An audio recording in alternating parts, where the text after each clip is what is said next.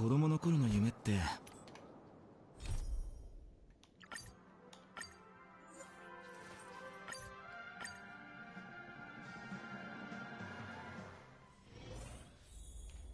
I'm gonna finish this tonight.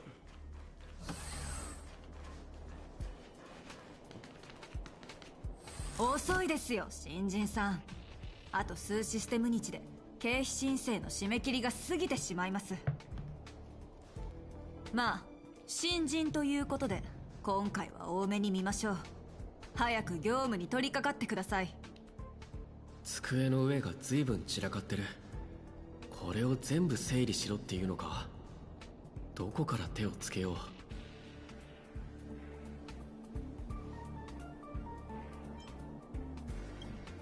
効率が悪すぎます。そんなやり方じゃ琥珀の王が次のハンマーを打つまで終わりませんよ。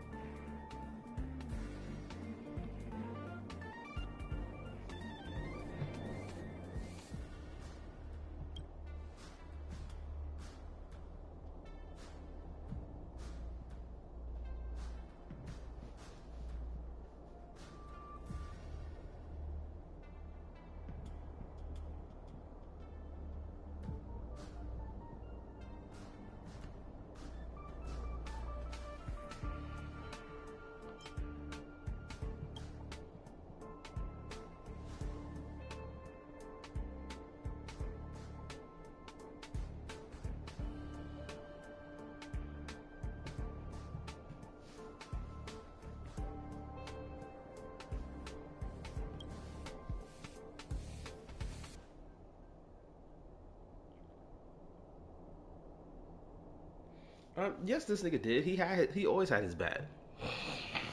Since this nigga woke up, he had a bat. Wait, no, he didn't. Wait, what? Didn't the bat weapon come from like Herta's like collection vault? I'm pretty sure that's what he got the bat from. 何をぼーっとしてるんですか。宇宙バイオニックタニシが代わりにやってくれるとでも。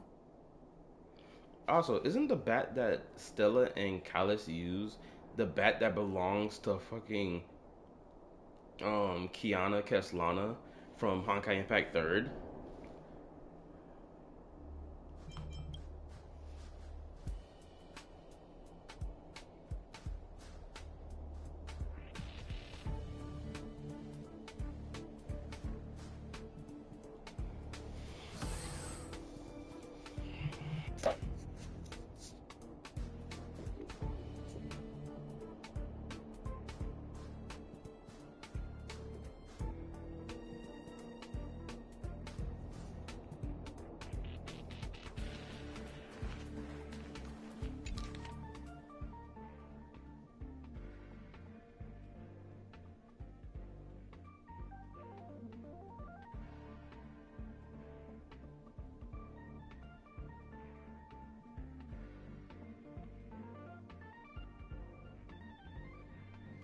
Oh? ここの経費精算書、いくら片付けてもキリがないな。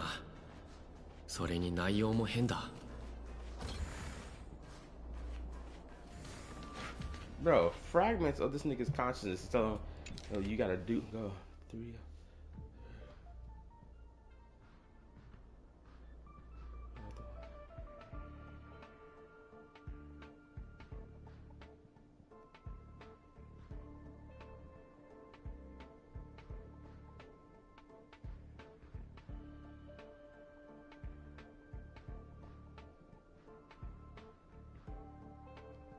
Hmm? あの人、見覚えがあるような。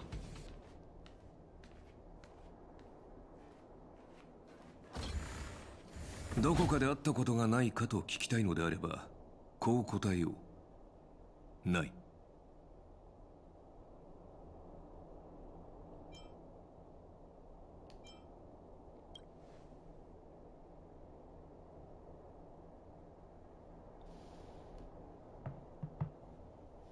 This nigga working on. Oh no. Not my nigga Emiya. ええ。自分はここにいるべき人間じゃないって思わないか？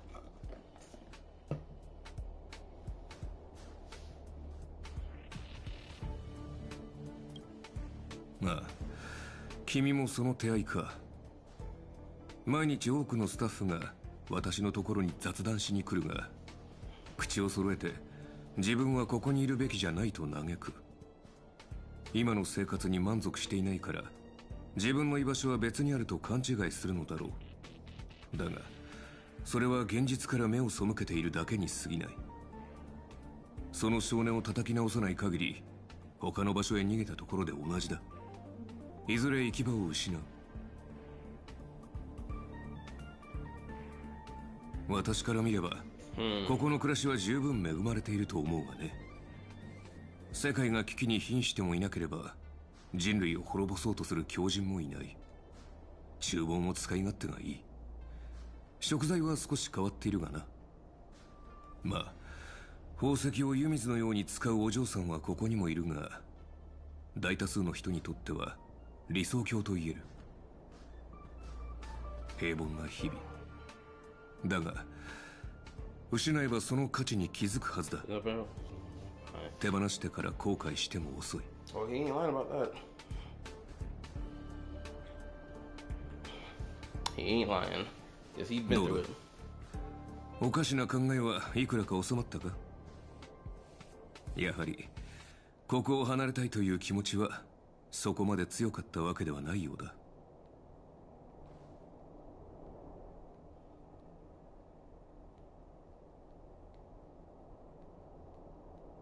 Days have passed.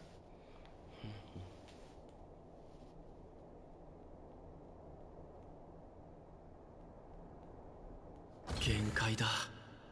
頭がもう働かない。それにやっぱりここは自分がいるべき場所じゃないと思う。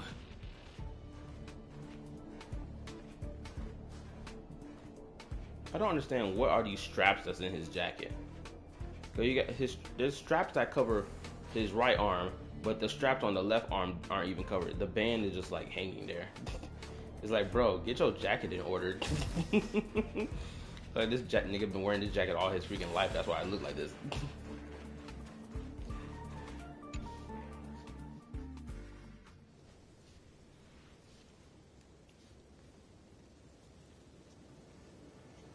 Was that boat always in the background? ウーサーという王の話をしましょう。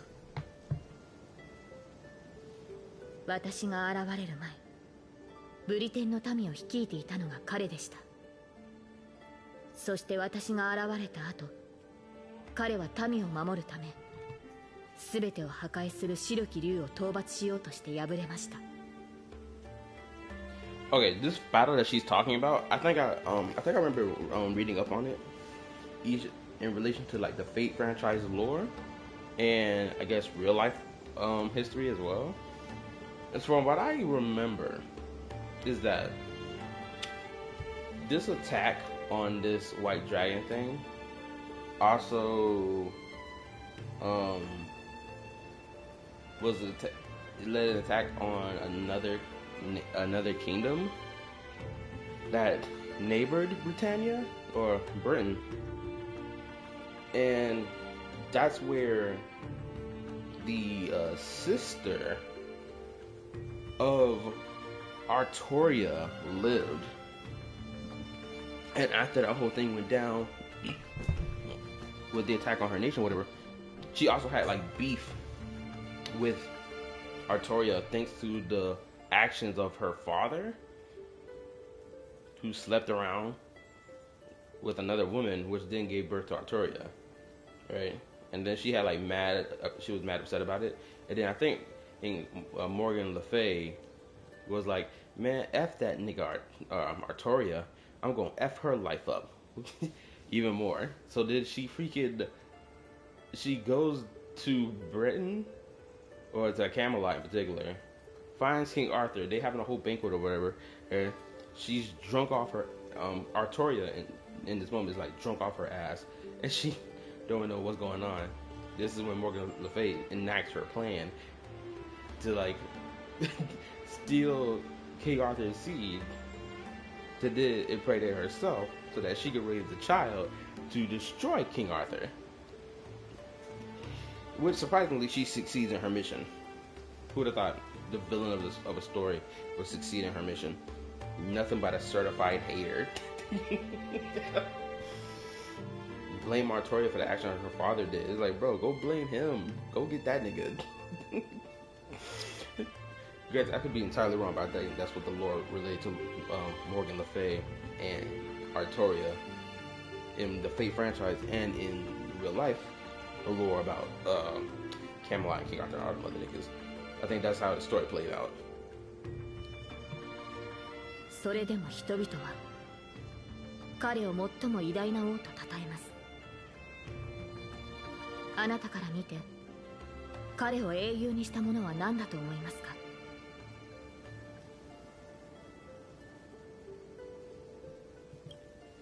いいえ、他にも王と呼ばれる者が諸部族にいましたが、その名が後世に残ることはありませんでした。ウーサー王は勝ち目のない戦いに挑みました。白き竜を前に剣は折れ、体は引き裂かれました。人というくくりで考えれば、それは失敗以外の何者でもないでしょう。しかし、何かを救うために剣を掲げた彼の姿は、真っ暗なブリテンの空で輝く星となったのです。私たちの目に届く星は今の姿と異なりますが、輝きに偽りはない。その光が次なる英雄の道を照らし続けるのです。あの名を失ったサーバントは私たちの人生を舞台とそう呼んでいました。彼女は宝具で星々の輝きを塗りつぶしたのです。しかしマスター、もしあなたにまだ勇気があり、今なお星になることを望むのであれば、あなたを見つめる観客もまた舞台に上がり、英雄となるでしょう。つい偉そうなことを言ってしまいましたね。これはあくまでマーリンの下手な真似に過ぎませんからお気になさらず。私は舞台に立つべき人を待ちながら草原を馬で駆けています。マスター、あなたの夢も私の夢ももうすぐ終わりを迎えるでしょう。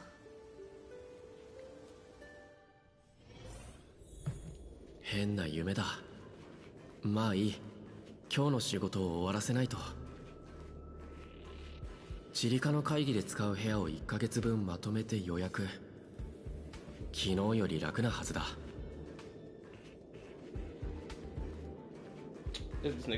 よう兄ちゃん、お前もサボりか？悪いがもう満員だぜ。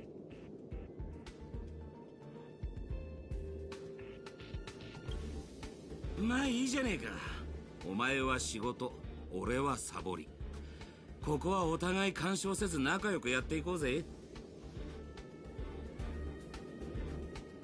Is he going over to spit gang? Oh my goodness. That nigga went over there to go spit game to a chick. This nigga Lancer never changes. It don't matter what timeline. He always spitting game.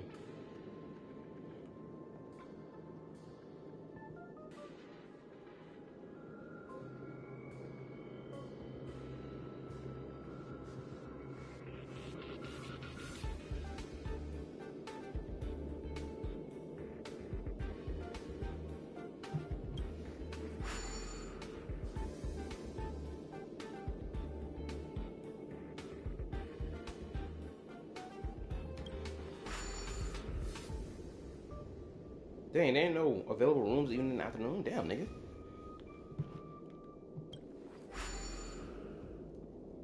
Bruh.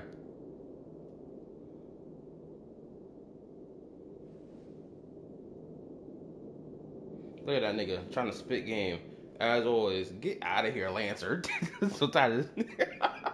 ああ、思い出した。お前さん、あの性格を入れられたやつだろ？ちょいと聞きたかったんだがよ。寝てる間、ホタルみたいに光るのか？こうしてあったのも何かの縁だ。一つアドバイスをくれてやる。お前みたいな若いのはどっかで死でも見つけて自分の居場所を作った方がいい。英雄のように縛られずに生きるべきだ。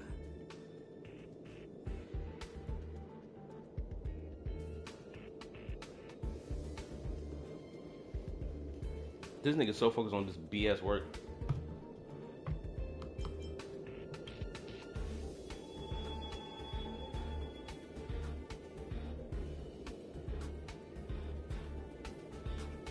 No, this is a real researcher. You should be focusing on your task at hand. He's trying to break free, but he can't. Well, he's seemingly breaking free.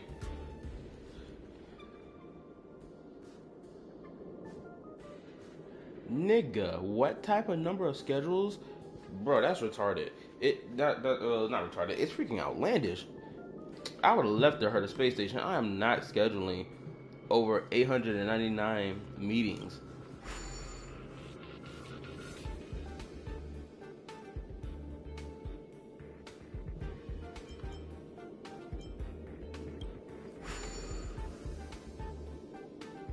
Oh my goodness, it's becoming mind-numbing.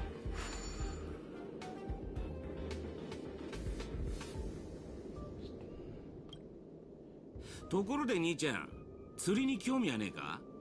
外は真空だが、意外と釣れるもんだぜ。Wake up, nigga. 回遊する無形の白蓮。熱い戦いを期待できる軽素軟骨魚。そうそう、この前なんかプーマンも釣り上げた。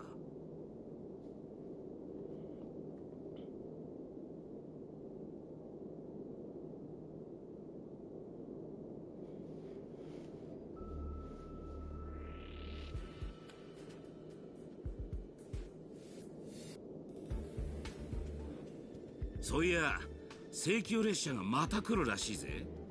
今回はしばらくここに滞在するってよ。せっかくだ、見物がてら近くまで行ってみねえか。あの時俺は請求列車の誘いを断ったけど、その選択は本当に正しかったんだろうか。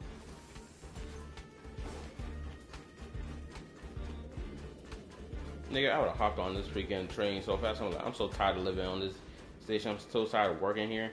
It's boring. There's no life here. I need to go. This is not for a place for regular individuals such as myself. This is only a place for geniuses. 久しぶりね。最近の調子はどう？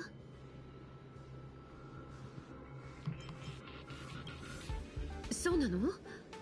何か困ってることがあるならアスターに相談してみたら？きっと力になってくれるわよ。私たちはあんたと別れてからいろんな場所に行ったの。ベロブルグ、泉州ラフ、それからピノコに。いいこともたくさんあったけど大変なことも多かったわ。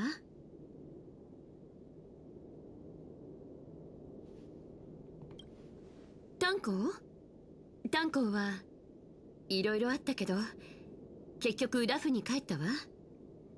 なんだかんだ言ってもあそこが彼の故郷だものね。That's a crazy. Okay. Mr.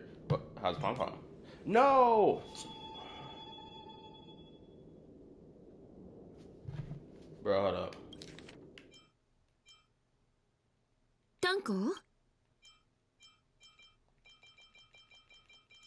炭鉱私たちは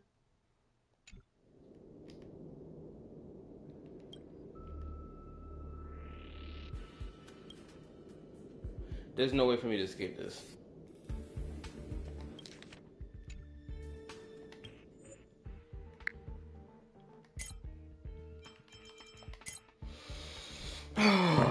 This really just pissed me off.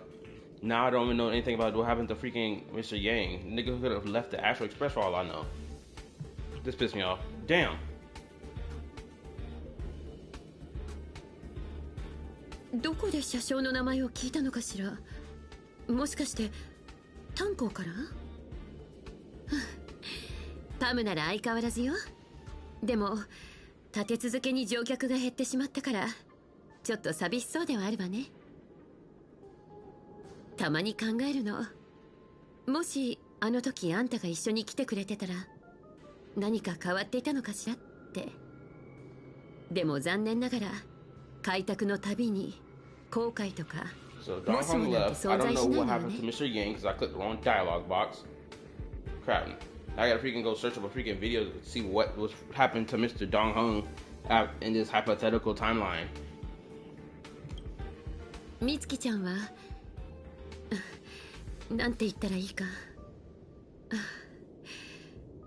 ガーデンの人が彼女を直してくれることを願ってるわ。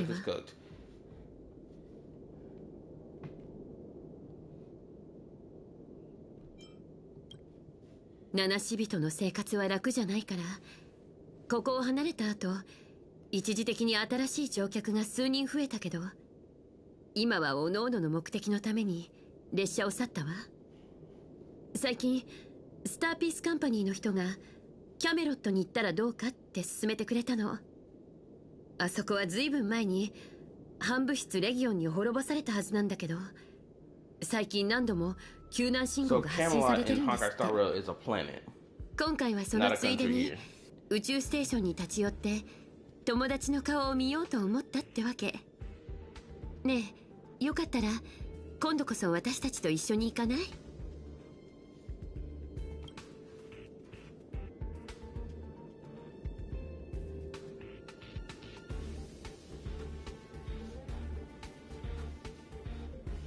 ？They trying to put doubts on in his head.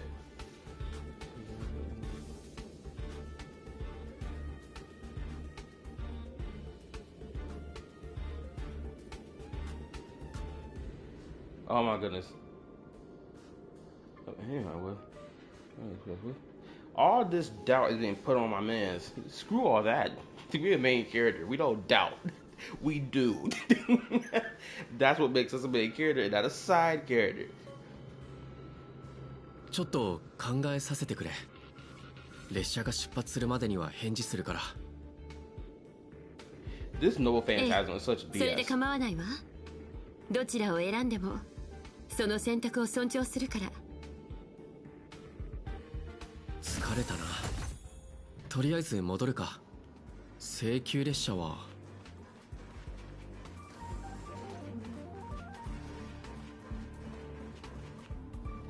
This nigga about to go to sleep. By the time he wakes up, the express will be gone. It's so crazy. Throughout this entire collab event, we got slapped with 2 noble phantasm attacks. One from Assassin and one from Caster.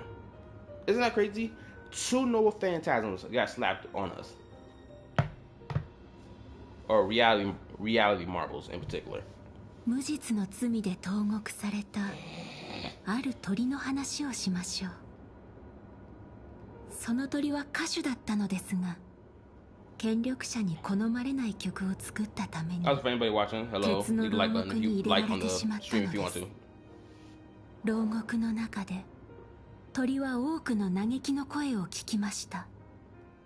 そこで彼女は同じカゴに入れられた人々のために歌い、彼らの郷愁を慰め、反抗の志を鼓舞しようと決意します。I do not take naps in the middle of the street. Also, what's up, Trip? How you doing? Oh, for anybody else watching, leave a like on the stream if you want.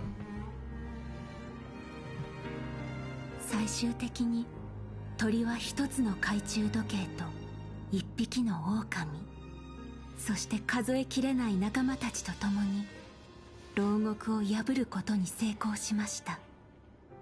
そうして自由を得た鳥は新たな人生を始められると思っていました。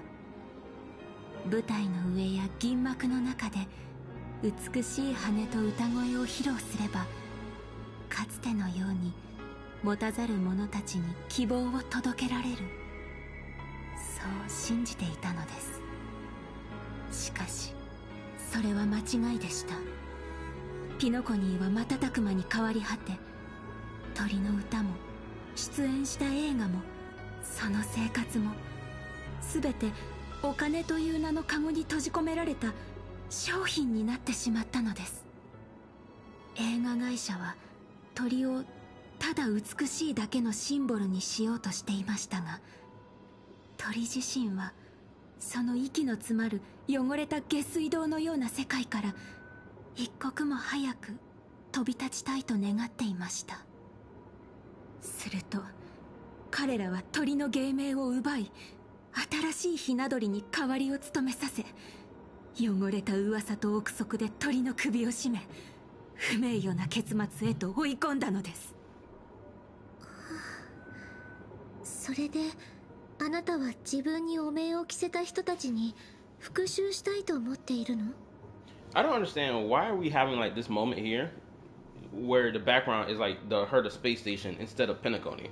Shouldn't it be Pentaconi? And why the F are we not getting multiple camera angle changes?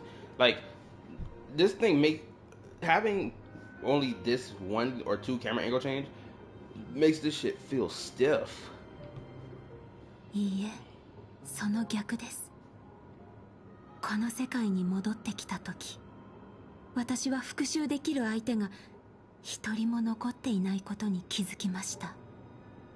だからこそ今は奪われた名前を取り戻して自分の全ての作品を消し去りたいと思っています。として存在した痕跡をこの世から完全に抹消するために。囚われ奪われた経験があるのなら、聖杯戦争を終わらせようとしているマスターや英霊たちを今ここで宝具に閉じ込めておくべきではないわ。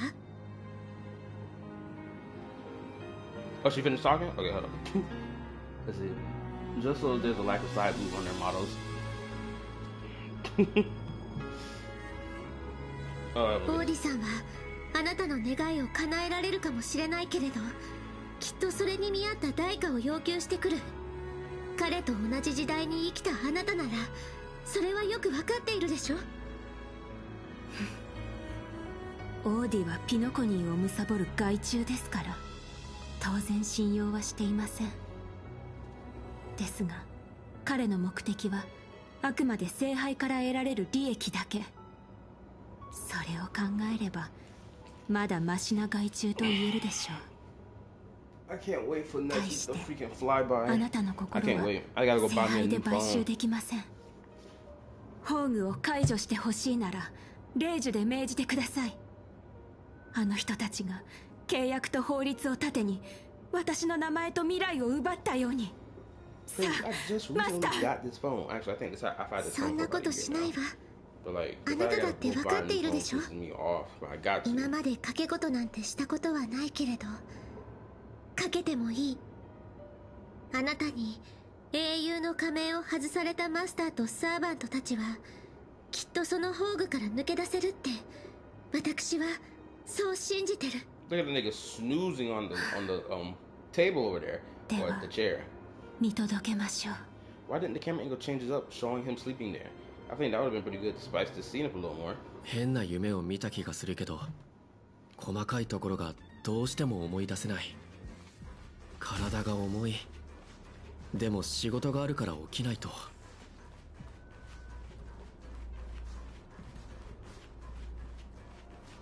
This nigga telling me something, oh, I gotta freaking collect the proposal work. Bull-ish, nigga. The Astral Express train is here. Nigga, hop on the train. You find this life boring anyway, but yet you're gonna still work here? Hop on that train, nigga. Granted, he's trapped in the fan system. He gotta break out of here. How many days has it been since I started working? It's 30, 90, even longer? I can't work on the Herta space station. Man, these niggas told me, yo, you wanna join the Astral Express? I'll be like, yeah, let me hop on there.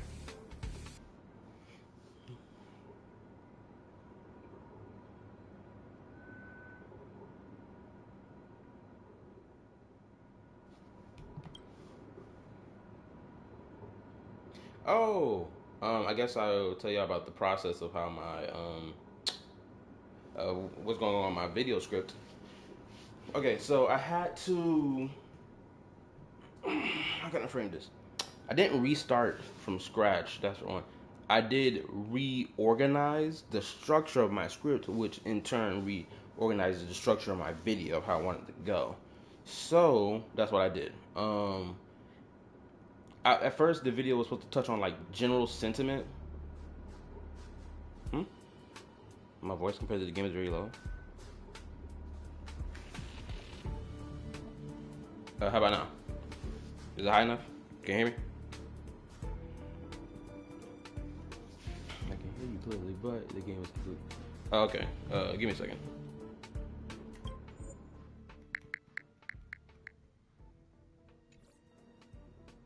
Hopefully that solves the issue.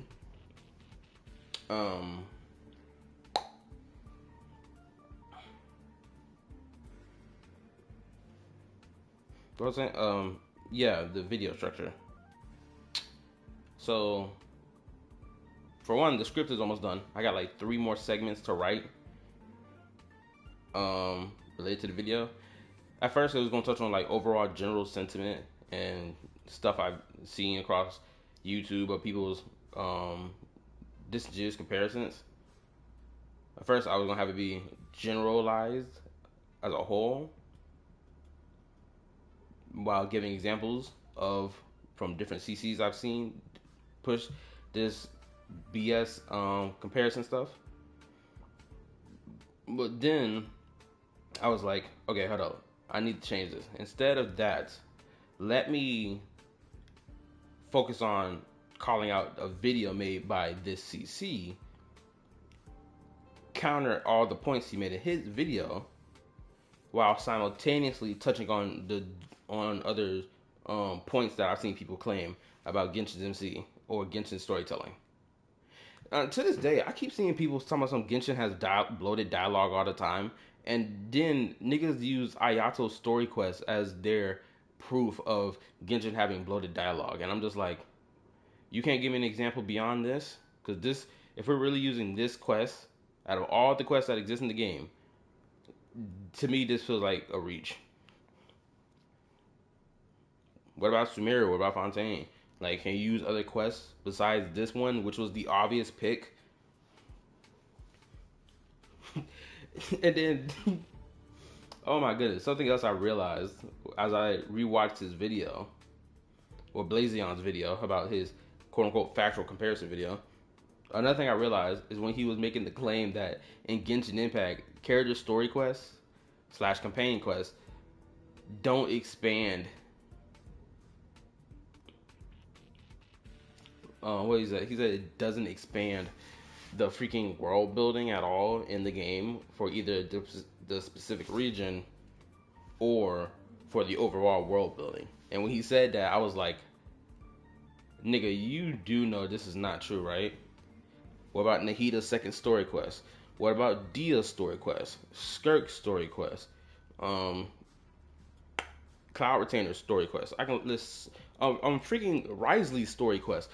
Nouvelette's story quest. There's like a whole handful of story quests that fall underneath this banner of expanding the world building of either the region that the character's from or the overall world building across the board. You know, Genshin does have dialogue. I can't talk. Blood dialogue.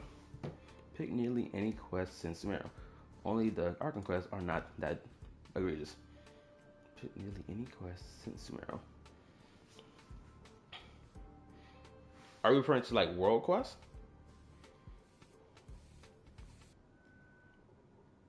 Okay, even with world quests, at least from the ones I've done from Natlan, it hasn't felt like they were.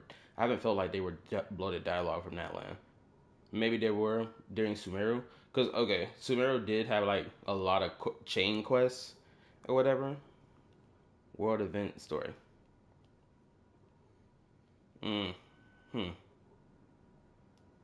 Events are super loaded.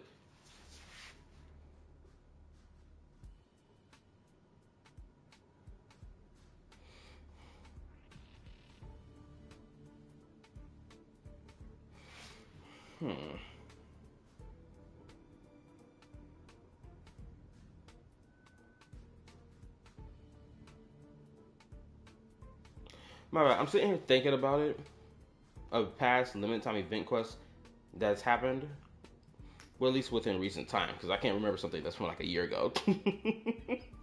Well, unless I scroll back through my live stream catalog to the limited time events that I did do.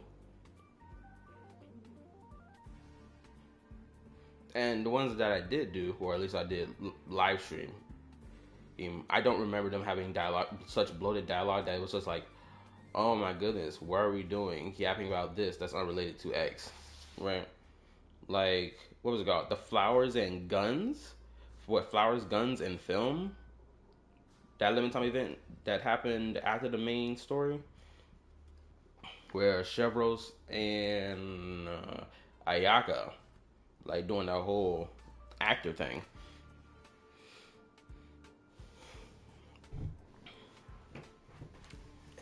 When I played that quest, it never felt like anything was bloated dialogue.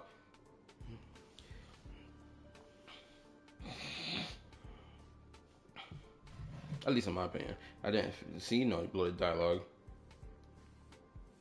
Not only that, another thing, I think another thing in particular that irks my nerve, but when I see people say it does have bloated dialogue, I I'd really like for someone to give me an example of it. Because the only example that I've seen someone give that Genshin has bloated dialogue is when a character says or does something and then Paimon reacts to it, and the line she says is about like 30 seconds long. It'll be like one or two sentences, and then the story would push forward. And it's like, okay, is this what we're counting as bloated dialogue? Because if so, I can understand. But at the same time, it's like this doesn't really have such grand effect that's making the story longer than what it needs to be. Especially if she's only saying like one or two lines. That's like 30 seconds long. Because from how I've seen through comment sections talk about it, it's like it feels like people are acting like she's talking for like 5 to 10 minutes extra. That's unnecessary.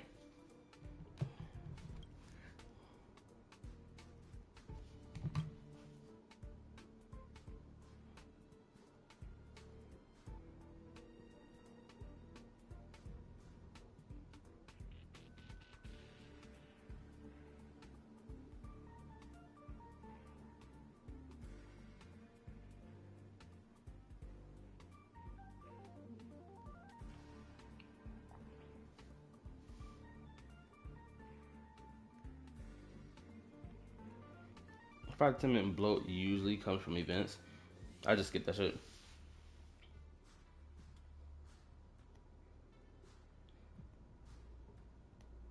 To me, it's never felt like any of the events felt like they had any bloat. Granted, I could be wrong. There's probably events that existed that had like a lot of bloat.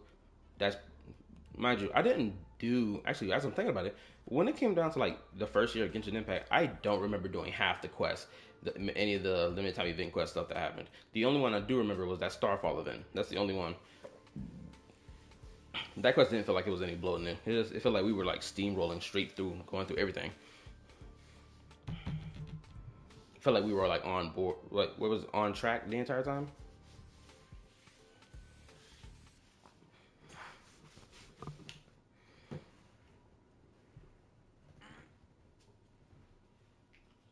Man, my arm.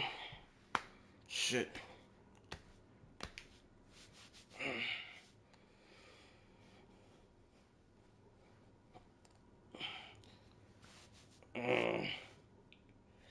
Freaking shoulder hurt like a motherfucker.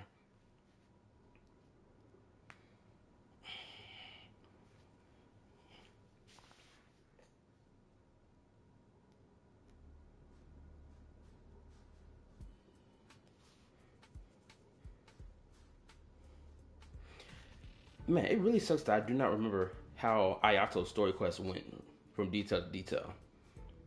It really sucks that I don't remember that. Well, another example of dialogue bloat that I would see people say is like when we talk to like an NPC, right, in the game instead of a playable character. And I'm like, this is not dialogue bloat. This is how, especially with how his video framed it. Especially that second half, the part 2 video, he framed it. He's like, oh, we have uninteresting conversations with NPCs, as if the same shit does not happen in Wuthering Waves, which is also true. Not every interaction with an NPC in Wuthering Waves is this ultra interesting thing. Unless the story is telling us this is an important character, shut up and listen.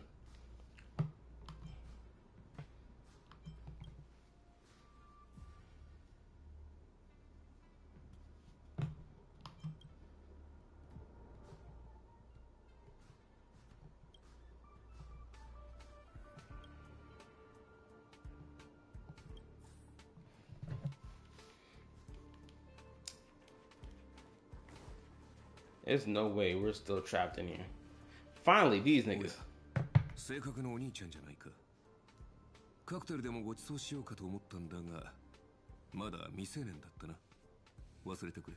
Bro, how did these niggas even know that this nigga is even underage? This nigga not even, like, he wasn't even born. Well, unless you want to count that he... No, that's not true. Even at the beginning of the game, that's not entirely true. This nigga's, like, not even, like, a child.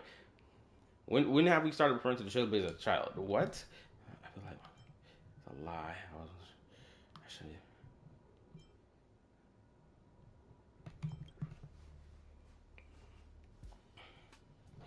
奇遇だな。俺も自分は宇宙ステーションの警備員なんて柄じゃねえって思う時があるぜ。つまり、君は請求列車に乗りたいのか? Ooh. Oh, you know what? I think I should ask this. So, would we count what happened in what act was it of Fontaine? The part where we went to the prison, right? Will we count like? I would say like there was only like one section of it where. How many days we spent in the prison? Well, we spent like 3 days in the prison trying to find information about Tartaglia. Pretty sure that's what happened. We spent 3 days doing that, and then every other day after that, we didn't actually play those days, but instead it was like time skipping us through them. Like, would we consider that part of the story like dialogue bloat, or like unnecessary stuff that could have been like skipped through via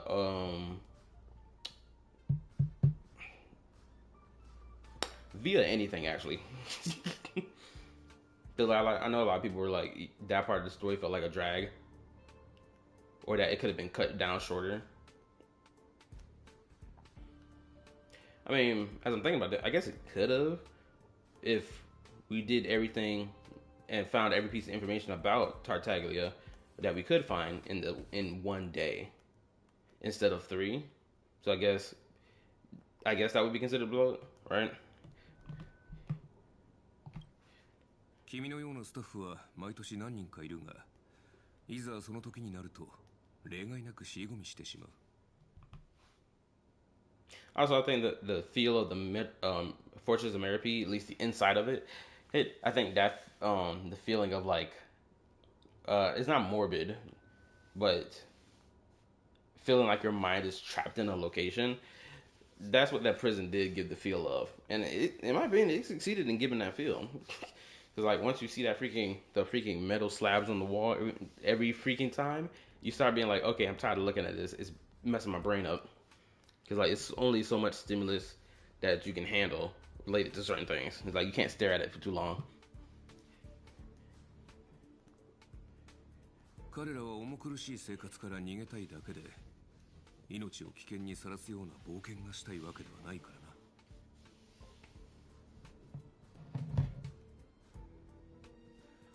それで、君はどちらなんだ?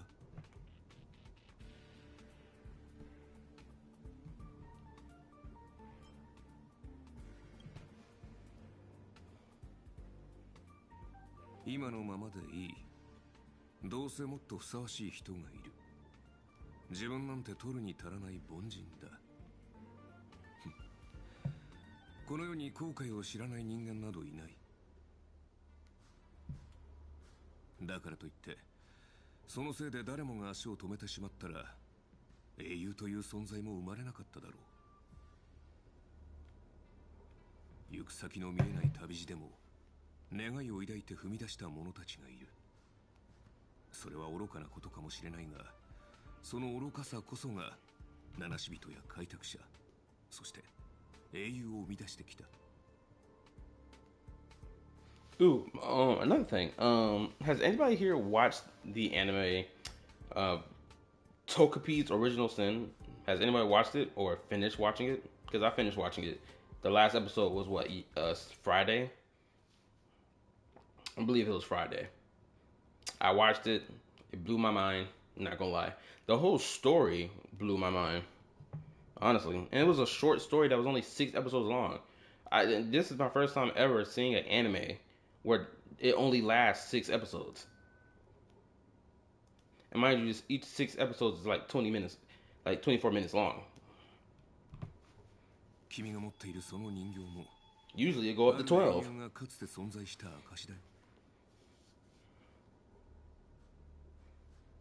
Honestly, as I'm thinking about it, I feel like Takapi's original sin should have went up to freaking 12 episodes instead of 6. Just because I felt like there was more that the story could have like delved into, but didn't have time to delve into.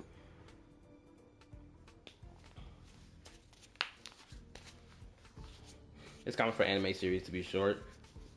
Yeah, I know it's common for them to be short. At least at the 12. Man, my phone's fucking up so fucking bad. I need to get a new one. At least for like the 12 episode range. But like, this is my first time encountering an anime that's only like 6 episodes long, which is like half of the 12 range. And it was just so surprising because I was like, bro, I want more. Where's the rest of it? And then when I found out this was the last episode, I was like, no way, this is the last episode. He has it. Syria, experiment, land, the world, Cowboy Bebop, Bento.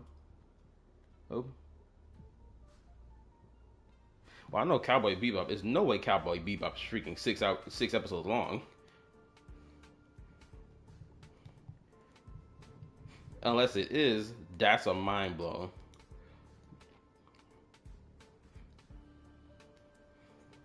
Bento, I'm pretty sure Bento is 12 episodes long. Or it could be 24 episodes long.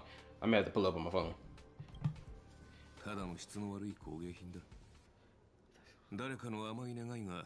It's not so long, but it's very short. Okay,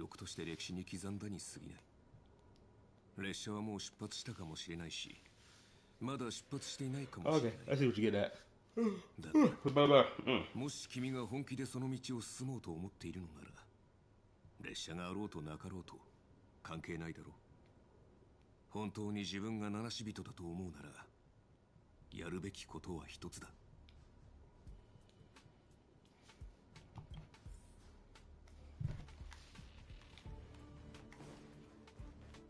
列車はもう出発した。今から行っても無駄だ。研究室に行こう。食堂に行こう。釣りに行こう。映画を見に行こう。宇宙ステーションの生活の何が不満なんだ？ここでの生活を羨む人がどれだけいるか分かっているのか？ここには反物質レギオンも北条の意味物もいない。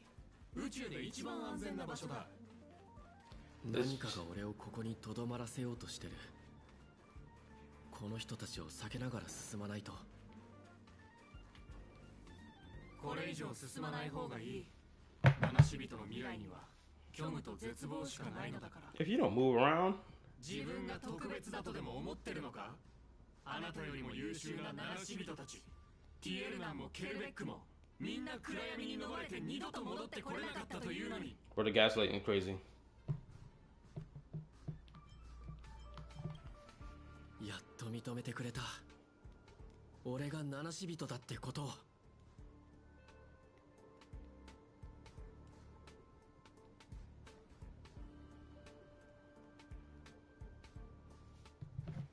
Now you all shut up. Move around. I'm not gonna lie. This is part of the storytelling we got. It was really. Oh wait, where's the baseball bat? This room was littered with objects. Where's the thing at? What's that? There it is.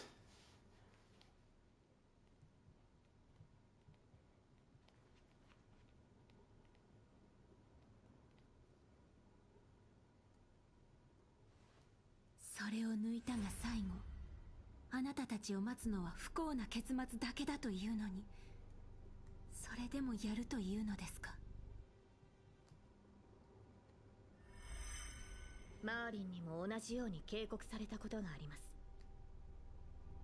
だから私はあなたたちのために優しくて穏やかな夢を紡いで差し上げたのです。Bro, thank これ goodness. こそがあなたたちの望んでいたものなのでしょう。 This thing feels so much more dynamic now. Like, goodness gracious. This is the weird thing about this whole quest. Throughout this entire quest, there's only certain moments that's like have this dynamic freaking camera angle changing to make the storytelling feel more like, okay, I'm locked into it. But for most of it, it's like it feels like a slob to get through. And it's not even because like dialogue bloats or anything like that. It's just because of the presentation of the quest as a whole.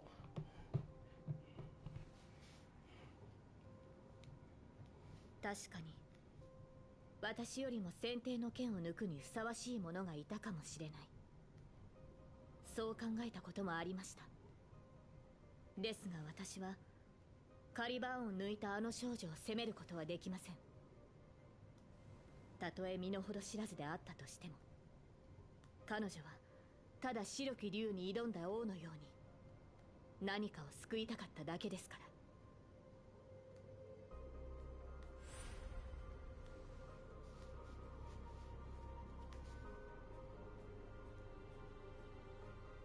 もし再び選択の機会があるとしたら、私はこう伝えるでしょう。過去の自分を超え、より良い未来を切り開けることを願っていると。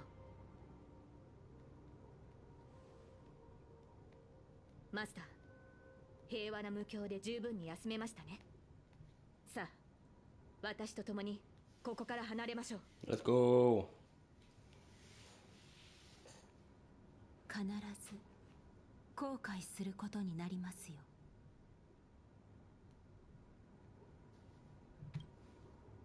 後悔なんか絶対しない。 They try to give this nigga a Shiro Emiya moment. I respect it.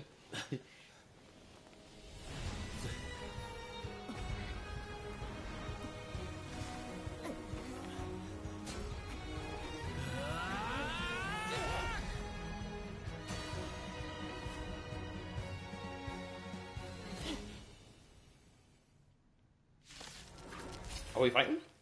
どうしてそんなに無謀な勇気を持てるのですか。後悔という感情を知らないとでも言うのですか。お仕置きされたいのか。飲め。休憩。終わり。生命さあ存分に味わえ。俺を信じ不可能はない。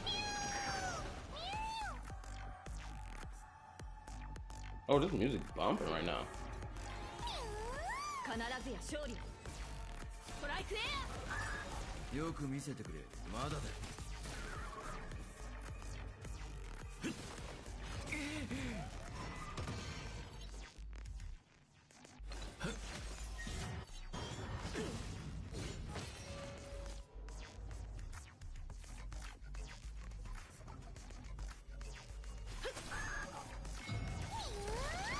お仕置きされたいのか。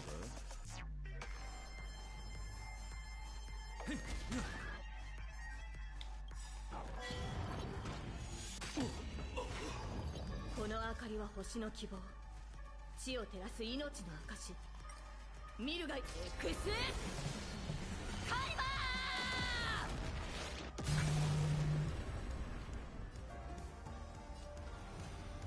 来たるべき明日のために。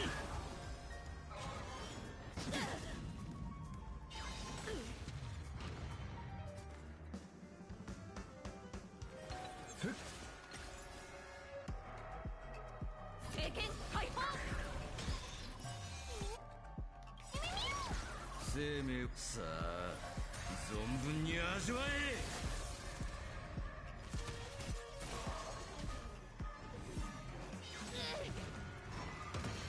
え。命にさほど価値はない。明日のために。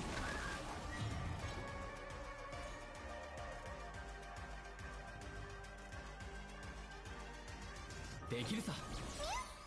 指示。俺を信じ不可能はない。覚えておく。前。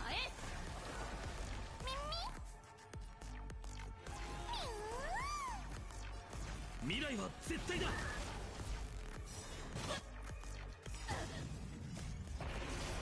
Focus on in the fight. It cuts. 運命に屈する血で鍛えよう。紛争を刻む。別実よ、天を引き裂け。空虚余人よ、愛せに暁を。 This nigga gonna die. 抜け殻が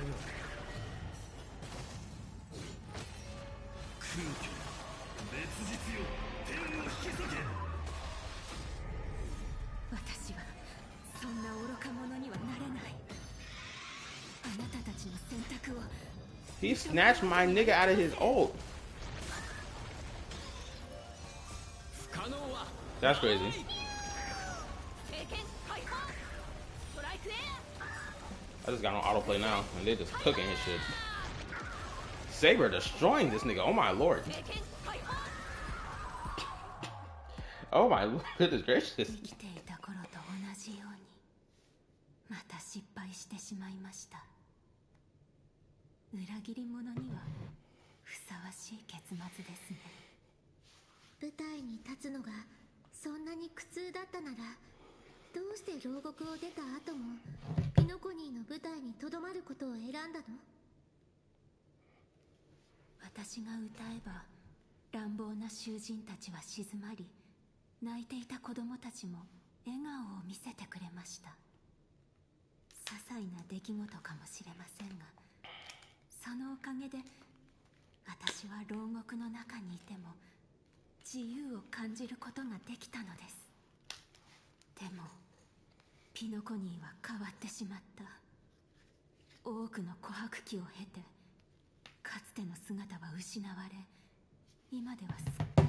Bro, the barbecue sauce has seeped in every corner and nook and cranny of my fucking phone. そして私は Oh こ my の goodness. 新しい檻に閉じ込められています。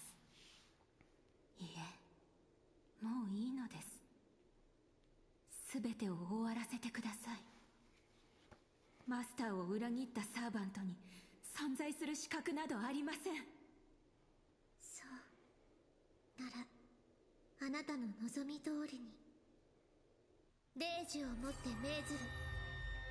明日にピノコニーを代表してあなたの名を返還するわ。たとえ名前を商標登録され全てを奪われたのだとしても、あなたは価値のない敗者なんかじゃない。アイリスの母よ、顔を上げて。重ねて霊樹をもって命ずる。あなたの英霊としての証をここに返還する。その死をきっかけに歌手やタレントたちは Bro. 商人から自由と尊厳を取り戻 Yo, そう this と about 思 to う piss よ me うになっ off. た。 It's not because あな I'm た gonna は explain 五 why. 大クランの一つ、アイリス家を供した偉大な人。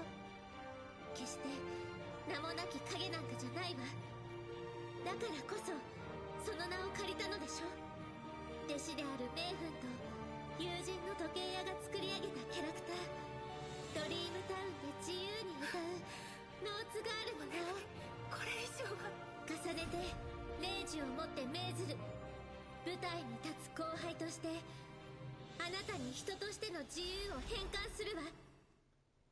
アイリスの母、今日からあなたは誰からの支配も受けることなく自分のためだけに踊ることができる。 This is the first time I've seen them like have like ultra animation slapped onto a 2D art piece, because usually it's not like this. But this looks well animated. My only issue is, why the hell did we not get enough of like more of this throughout the whole quest? Like, if they gave us more of these 2D splash art stuff throughout the quest, like let's say we had about I'd say 6 throughout this entire quest, I would have liked this quest even more. Because the majority of this quest has felt extremely stale. このお芝居はもうすぐ幕を閉じるけれど、その前にどうか大劇場を出てその目で今のタレントたちを見てきてちょうだい。どれだけの誹謗中傷を浴びても彼らの目にはあなたが英雄として映っている。それを確かめてほしいの。or allow me to be more accurate, the presentation throughout the majority of this quest has been stale. That's more accurate to say.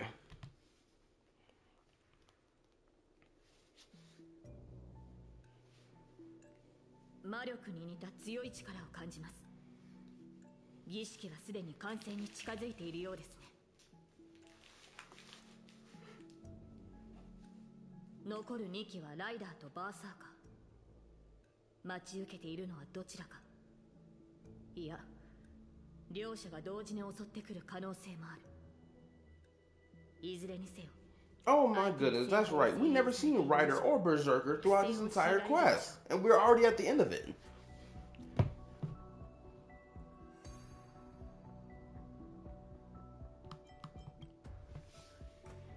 Master, この剣にかけて必ずやあなたを守り抜くと誓いましょう。ブートヒルたちも出てこれたみたいだし、様子を見に行ってみるか。Yeah, we had such a grand epic moment back in like version what 2.3 in this area. まったく夢の泡って本当に健康に悪いね。調和セレモニーで命を半分持ってかれたっていうのに、あのサーバントの幻で残りの半分まで奪われるところだった。ねえ、あんたはどこに閉じ込められてたんだ？何をかけても永遠に勝てない夢。さすがの僕もそこではおとなしいウェイターになってすっかりギャンブルをやめてたよ。ベイビーが脱ギャンブルってか？そいつはまた健全な夢だな。そういう君はどうなんだい？俺か？俺はただ久しぶりの再会を果たしただけさ。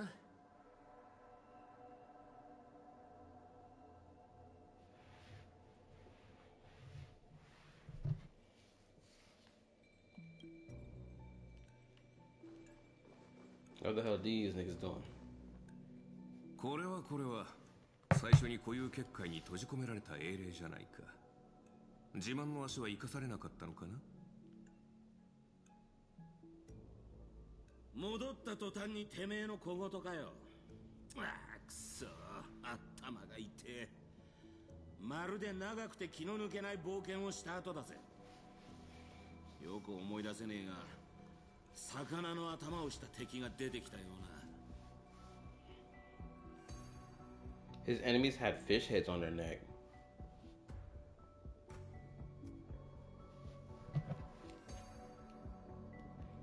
What's that referring to then?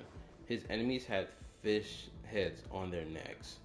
I don't know what this is referring to, but I feel like this may be a Fate reference that I don't understand because I don't consume every piece of Fate content. In particular, FGL content. Look at this nigga just chilling. We about to fold your shit in, nigga. どうやらアスナさんもしくじったようですな。実に惜しい。あと一歩でサーバントの皆さんの仮面と夢の炎を引き剥がして燃料として聖杯に捧げることができたというのに。まあ仕方ありませんな。どれだけ優秀なパートナーがいても肝心な部分は結局自分で解決しなければならない。これも業務提携の常識ですから。ボが聖杯戦争なんざ引き起こして一体何を企んでやがる。そのシワだらけの顔から考えると、ああ、あれか？不老不死でも狙ってんのか？まさか。私はすでに10琥珀期以上の時を生きています。さらに我が医療チームが頑張ってくれれば What, is that like 10,000 years? 10 Amber Eras? 延命だってわけありませんよ。ではライバルを消そうとしたのか？マスターと一悶着あったと聞いているが。ほっはっは、とんでもない。商売の世界に永遠の敵など存在しませんからな。それはそうだけど、やっぱり僕はオーディさんの真の狙いが気になっちゃうな。私の知る魔術師たちの中には、万物の根源に至るためなら命も人間性も平然と捨て去ることができる者たちがいます。あなたもその類なのですか？そのようなものに興味を持つのは天才クラブの方たちだけですよ。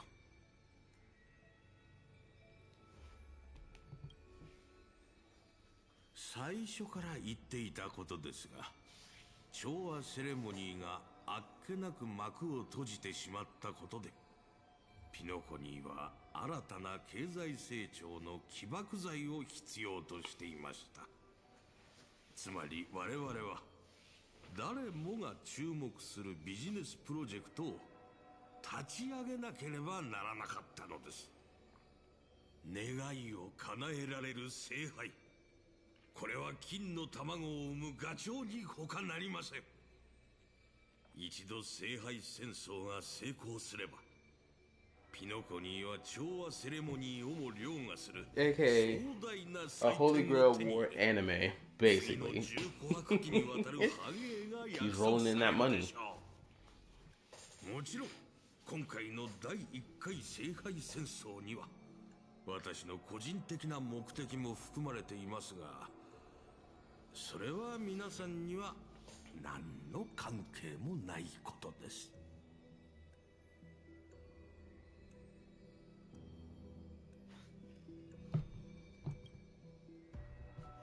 私は群衆がピノコニーに押し寄せ、全財産を投げ打ち、必死に聖杯戦争への参加権を得ようとするのを見るのがたまらなく好きなのですよ。ルーサン兵が緊迫の時から Well, this nigga's a certified paper chaser, that's for damn sure. 目まぐるしく売買される様子には思わず心が躍ってしまいます。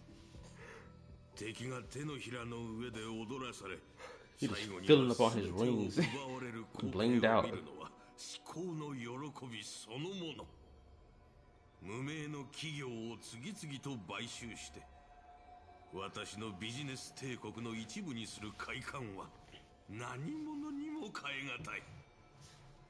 黄金の時では私の顔色一つで商品の価格が決まり、ブルーの時では私のためにピノコニーのファッショントレンドが作られていく。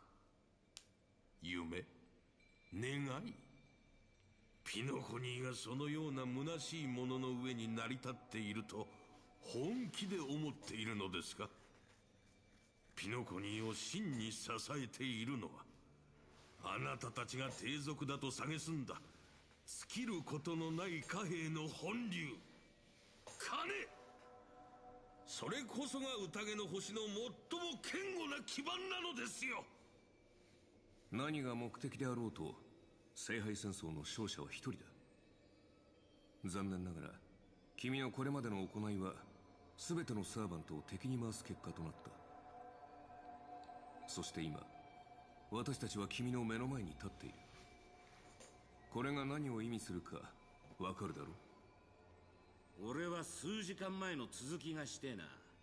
魚の頭はもう飽きた。願いが潰れて悔しがる老いぼれの顔なんざ見せ物として上等だろ。悪巧みしか頭にない老快を見せ物に楽しもうとはいささか品が欠けているな。ほっほっほ。皆さん、まるで私がすでに敗退したような物言いですな。しかしこのゲームの勝者が一人だけというのなら、私が敗れた後、あなたたちはどうやって勝者を決めるおつもりですか？というわけでここで一つ提案です。どなたでも構いませんので私と手を組みませんか？ Nah, I'm good, bro. 他の参加者を全員排除していただければ、その方に聖杯への願いをかける資格をお譲りしましょう。希望されるのであれば契約を結んでも構いませんよ。正確で理路整然とした言葉をもってすれば、全員の願いを同時に叶えることも不可能ではありません。マスターやサーバントの皆さんはまさにそのために戦ってきたのではありませんか。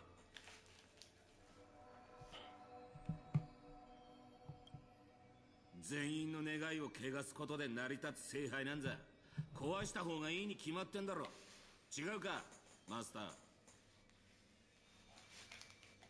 いや違わねえな。もっと言えばぶっ壊す前に大暴れしてやるのが正解だ。珍しく同感だ。その案は気に入った。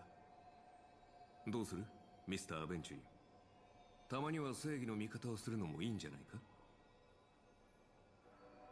悪役はもうやったからね。今回はオーディさんに譲るとしよう。マスター、申し訳ありません。どうやらあなたのために聖杯を勝ち取る。 Baby girl, this nigga don't care. We good. ノーツガールが見せてくれた夢のおかげで以前よりも深く理解できるようになりました。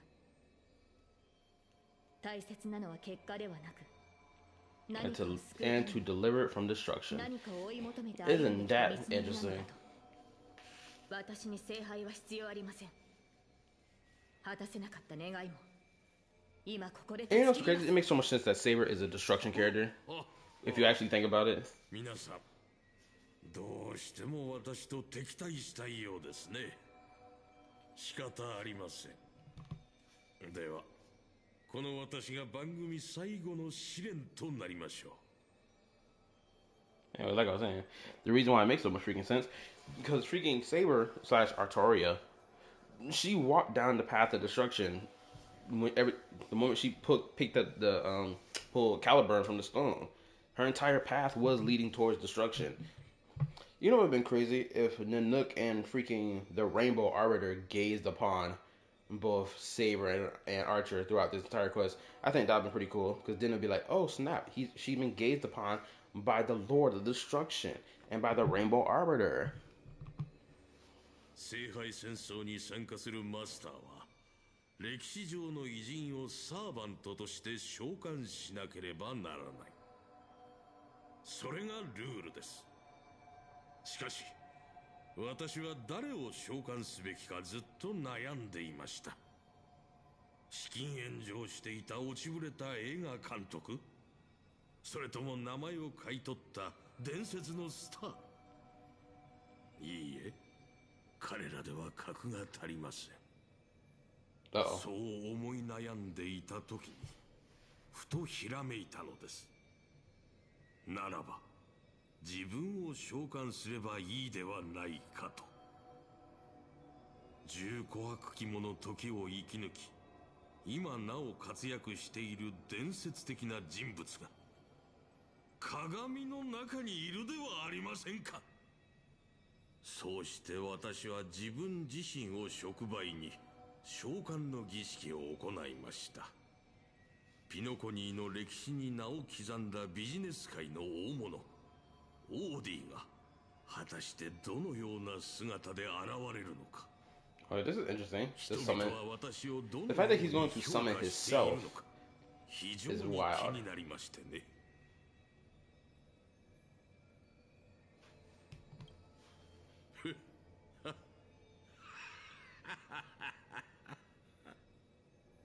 はい、なかなか傷つく答えでした。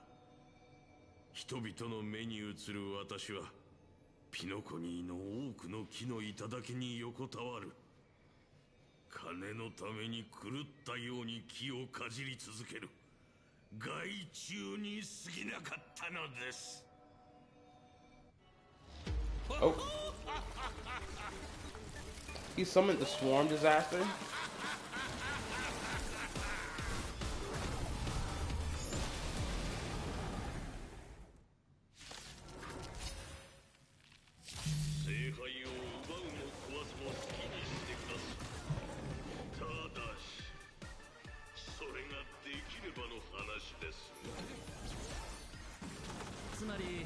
ここで僕たちを待っていたのは最初からオーディさんのサーバントだったってことか。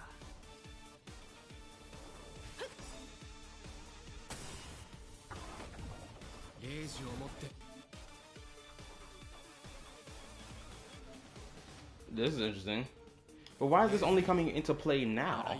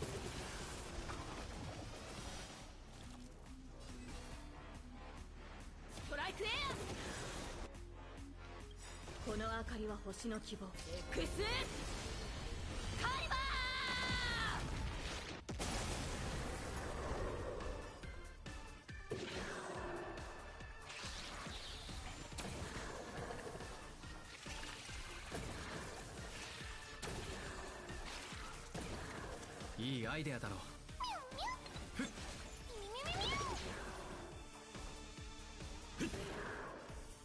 う。飲め。治療。生命さあ存分に味わえ。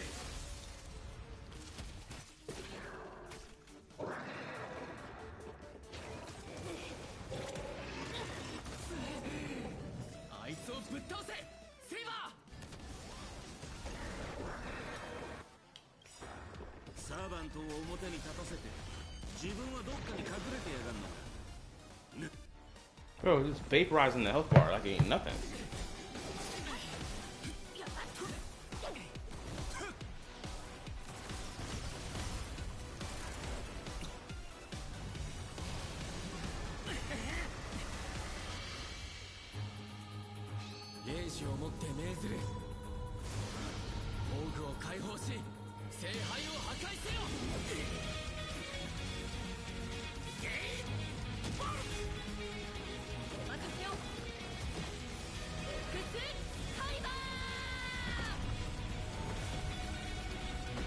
I could have sworn Archer was charging something up.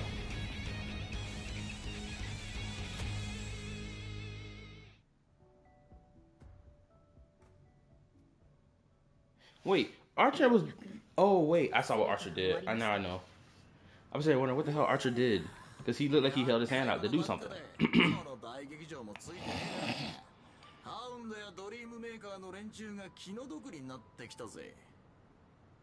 Okay, I know what Archer did. He sat here and made copies of Gaebog, which was Lancer's spear. That's why they manifested mid-air like that. At first, I thought that was Lancer doing that. But as I'm rewatching the scene on my laptop, nah, that was Archer's doing. 心配しなくてもこの古い建物は何百って保険に入ってるから大丈夫だよ。 Too bad I can't control the camera. お金に関する問題で自分が損をするようなヘマは絶対にしないから。あの野郎、勝手に聖杯戦争に巻き込んでおいて、自分は高みの見物かよ。お前ら、あいつを引きずり出して文句の一つや二つ言ってやりてえとは思わねえのか。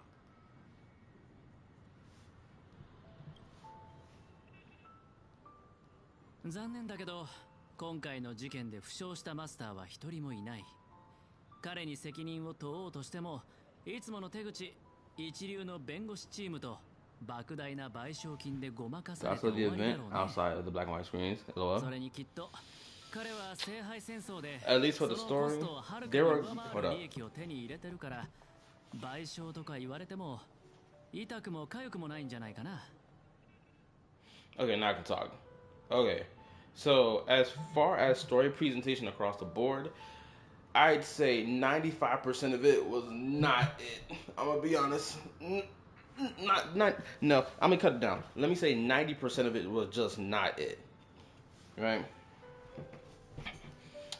But you had the other 10% where it was like, okay, this was like a cool moment. I like the storytelling here. I like the storytelling there.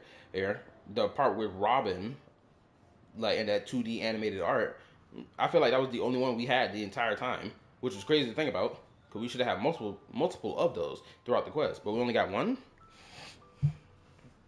Shoot, they need to do that more. What they did with Robin.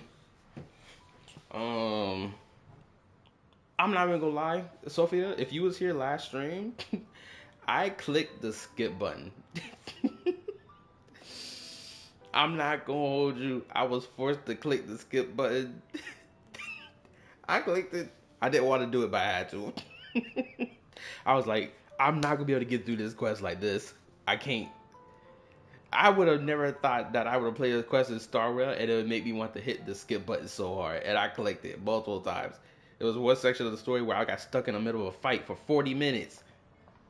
And then I had to switch it to casual mode, even though I didn't want to switch it to casual mode. But I had to get through it. And then I just kept spam clicking. Just give me the summary, get me past this. Or did that happen before I got to that part? I can't remember.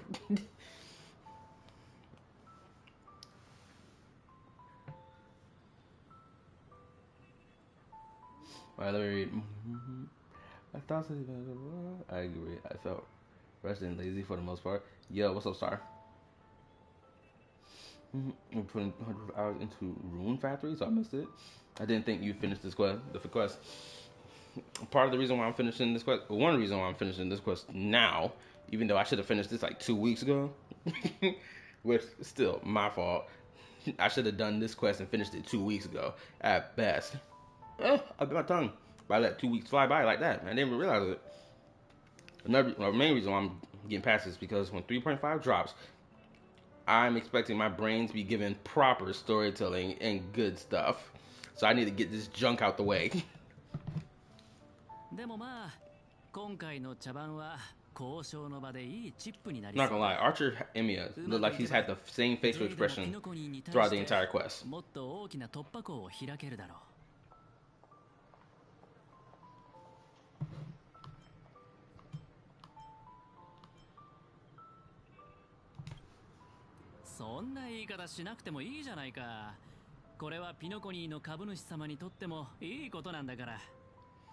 But anyway, how was y'all day today? Or week, if you will.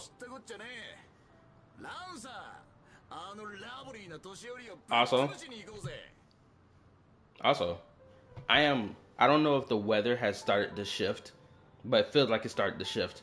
If it's shifting to more cooler air, I'm all ready for it. Because I hated the summer heat. It's been a killer. I hated bringing a rag to work just to wipe my face because it's so hot in the warehouse. Niggas be leaving the doors open, the big giant doors open for no reason. It's just like, close these doors. Ain't nobody going through here right now. Close these doors, damn it. So, I'm hoping I roll into work tomorrow, nothing but cold air hitting my face. That's all I want.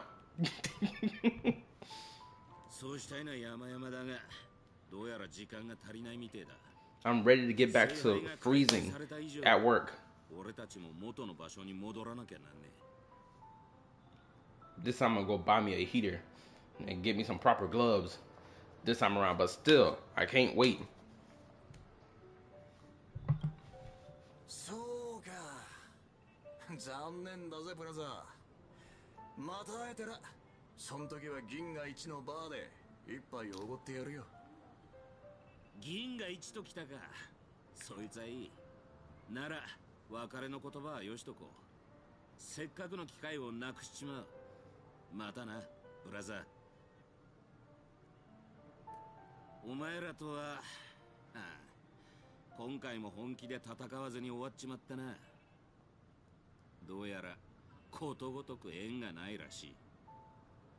そうでしょうか。以前あなたを倒した記憶があるのですが。知っての通り、私はただの旧兵だ。君が望むなら、またこちらが負けたことにしてやっても構わんが。ここでお前らと言い争う気はねえよ。俺は消える前にもう一度ピノコニーの風景を拝んでくるとするぜ。Also, I ain't gonna lie. そろそろ別れの時だ。最後に言わせてもらうが、その服装のセンスは少し改めた方がいい。だがサーバントとして今回の聖杯戦争で君と同行できたことを嬉しく思っている。 This nigga's still straight facing it this entire time. This nigga's face has not changed throughout the whole quest. Oh my goodness. Yo, lay your hair down and put a smile on your face, Archer. I know you're capable of doing it. I swear, get this nigga some love in his life. Anyway. Yeah, like I said in like part 2 of me streaming this entire quest, this quest has inspired me to go back and play Fate Samurai Remnant. And I don't know if I want to do that tomorrow or if I want to do that on Tuesday. Granted, I got to make a whole new thumbnail for Fate Samurai Remnant because the thumbnail I made for it originally is really lackluster. You can tell it's amateurish and that it's weak. Oh, I made a standard thumbnail for Star Rail about like a week ago. So now that's done, so I don't have to keep using the one I made when I got back to playing it. 誇張した言葉と華やかな装飾の下には執着心のある子供がいる。My bad. たまには正義の味方になるのも悪くないな。別れる時くらい人の心の分析は勘弁してくれ。それに服装のセンスの話ならお互い様じゃないかな。人類の守護者さん。そう言われてみれば、そもそも人類の守護者である私はなぜこのような抑止力のない世界に呼ばれたのだろうか。アーチャー、あなたがここに呼ばれた理由は明白でしょ。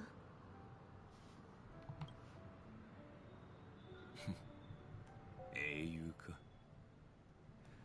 いい夢を見たと思っておこう。Oh, this nigga vanished?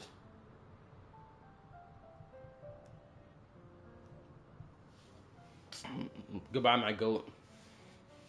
This story could have done better on your part. But not just you, but everybody.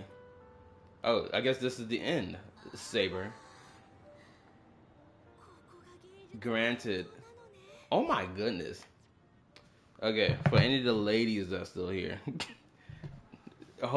Granted, y'all probably never watched Fate. But I feel like Finon and Saber / Artoria will make a great pair together. These two have both walked the path of destruction in their life. Both of them actually did it intentionally because they knew what was going to happen to them, but they still walked it. Sometimes you need the trauma bond with individuals.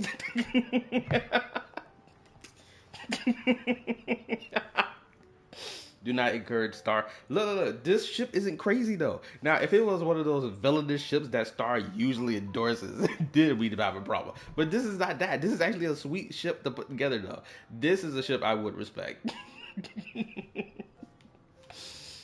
Let's be honest, they both need a hug. They've been through so much, too much. And that nigga Shiro Emiya ain't here to give Saber a hug. So, Fight Eye, go ahead, wrap the big old arms around this woman. She needs some help. あなたの召喚に応じてこの不思議な世界を旅することができてとても楽しかっ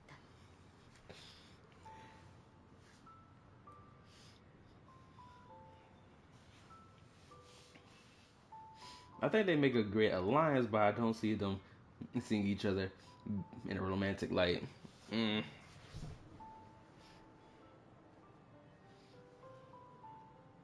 I can see what you're getting at, but I feel like that alliance would turn sour as time would progress. Granted, the circumstances, depending on the circumstances, the relationship, that alliance might turn sour. Cause like, what if he's like, yo, I need you to give up Excalibur and give it to me. I need to collect these Excaliburs. You need to hand them all over to me. And she's like, nah, I can't do that, bro. I need Excalibur to defend my people. I need Excalibur for this. Excalibur is my blade, blah, blah, blah, blah, blah. I can't just give it up to you. Actually, you know what? The relationship may be sweet in the beginning and then it turns toxic. Then they're fighting to the death like, yeah, Excalibur versus Dawnbreaker. Or wait, was it a Dawnbreaker or Dawnmaker? Whatever, you get the point. Ting, ting, ting, ting. Oh, nothing like that all day, every day. Shoot, reminds me of a freaking spy movie that I watched as a child where the freaking wife and husband were like freaking spies, but yet they were out to kill each other. And then what got crazy is the relationship is so crazy that they were fighting inside the house that they both lived in, right? And they over here pulling out guns, shooting each other. Granted, they missing their shots, rightfully so, because they're both highly trained agents slash soldiers. And then, dude, in the midst of all this gun bullet shooting, it gets spicy. Then they start kissing up with each other. Bro, it was crazy. They was going wild. And then, I know this is unrelated to what I'm talking.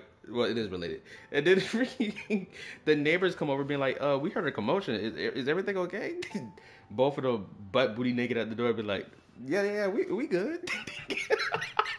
Boy, I can't remember that movie. I can't remember what the name is, but it ingrained itself in my mind about how crazy it was.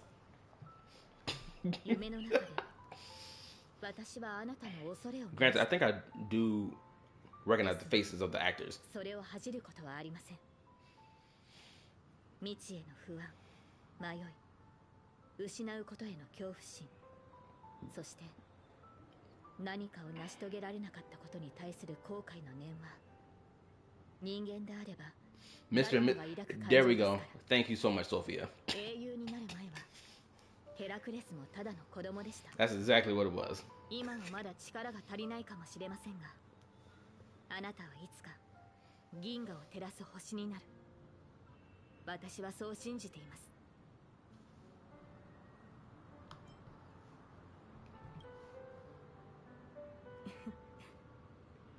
マスター、未来のあなたによろしくお伝えください。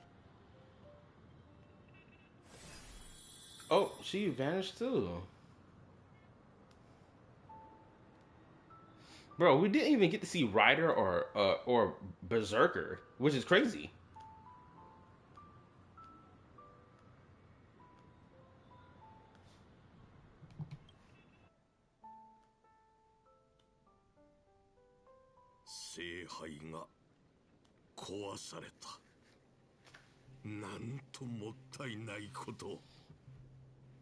People はそれを追い求め、それのために戦い、身を捧げ、時には命を懸ける。そう考えると、聖杯はまるで我らがピノコニーのようですな。人々が願いをつぎ込んだ結果、ピノコニーは今の姿になりました。では、果たしてピノコニーは彼らの願いに応えたのでしょうか。この奥室ブラックホールを見てください。10琥珀期前にここに座っていたピノコニーをゼロから築き上げた者たちは、今や卑劣で恥知らずな老いぼれを残して、So he's the last one from that generation? Oh, that's interesting. I didn't know that. この世を去ってしまいました。Well, it's obvious, right? 正直に言いましょう。私の願いはすでに叶っています。あなたたちが私のことをどう思っていようと、かつてどんなに憎しみ合った仲だろうと、聖杯はその功績を認め、英霊として限界させたのですから。これもまた、ある意味で旧友との再会と言えるのではないでしょうか。心残りがあるとすれば。Even that nigga, why didn't he appear as a heroic spirit in this event? Where was he? Makai. Mikhail? There we go, Mikhail. 旧友との再会？そんなものビジネスプロジェクトのおまけでしかないだろう。グレイディ、おっと、今はミスター・レックと呼ぶべきですかね。作品の編集は終わったのですか。重要な仕事ですからね。任せられるのは Also, I'm gonna tell y'all how my week schedule gonna be, or my stream schedule gonna be for this week. Or once I complete the quest, by the way. 芸術性はともかく商業性においては失望させないはずだ。それなら結構。あなた方のような芸術家は自身の信じる芸術の日に名を刻むために後先を顧みないのが懸念点でしたので。おお、まあそのような大志を実現できるものは I could have switched it back to English already, but I'm just gonna keep it as JP. ごくわずかしかいませんが、しかし私は違います。この世において努力を評価するのにお金ほどふさわしいものはありません。かつての英霊が持つ記憶もまた私を満足させられる。Also, this nigga Rekka, I have a feeling that Rekka is never gonna become playable. I'm gonna say that right now. So many people. Alright, now I can talk. So many people have been saying that Rekka gonna become playable, this, that, and the third. It's been about a year since the first time we saw Rekka. Almost a year since the last time we saw Rekka. This nigga is not becoming playable. He has such a unique character model. He's not becoming playable. If he was gonna become playable, this nigga old Alti should become playable as well. Neither of them are becoming playable. Let's just be honest. Like, the high chance of NPCs becoming playable in this game is unlikely in comparison to Zenless Zone 0, at least. Because we had a moment where an NPC character got made into a playable character, and she was a 4-star unit. And she's a really good 4-star unit. So I'm more inclined to believe that Zenless would be more willing to do it versus Star Rail. Because Star Rail has gone down the path of pushing out nothing but 5-star units. And if the 5-star unit isn't in line with the design of the 5 stars that they're pumping out within recent time, realistically, Rekka is not becoming a playable character. Let's be freaking honest. He's not.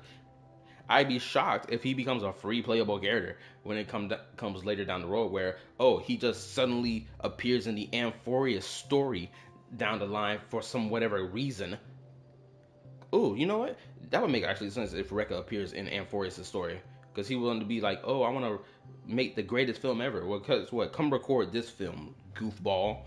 We got nothing but tragedy and pain happening over here in Amphorius. Come record that.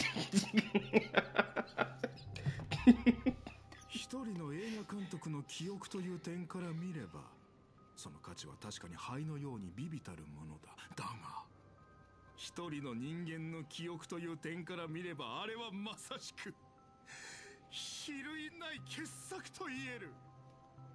もがき、絶望し、争う。そうして歴史に名を残せないまま彼は落語者となった。まさにあの時代のピノコニーの縮図であり、人々を彷彿させる。Look how crazy the facial expression is getting right now.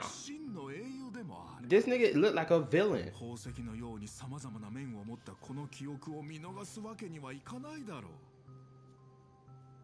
それよりも気がかりなのは君の方だ。これほどの大芝居を打っておいて、最後に体裁の悪い結末を迎えるかもしれないという心配はないのか？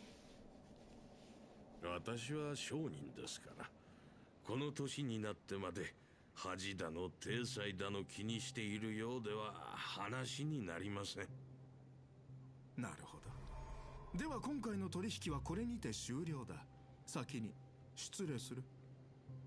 さてアスナさん、あなたの名前の商標権、そして全ての創作物の所有権を放棄するという声明文にサインしましょう。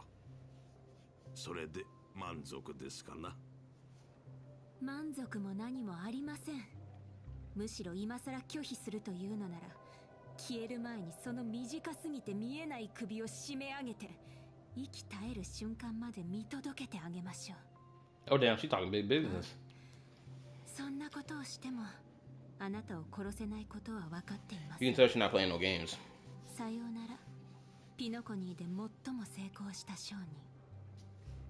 最後にずっと伝えたかったことを言わせてください。 I quit. さっさと地獄に落ちろ。これは感動的な告白だ。 Oh, she said, I wish you were dead already. その願いが叶う日が来るといいですね。 At the same time, to board the express. If you show me Gilgamesh sitting on the express chilling, I'm gonna have a problem. Don't you show that nigga. He better not appear on that express. Don't you do it. As a rider, he was... Whatever should name the compass. As a rider, he was the nameless who wrote the stars of... Wait a minute. Hold up.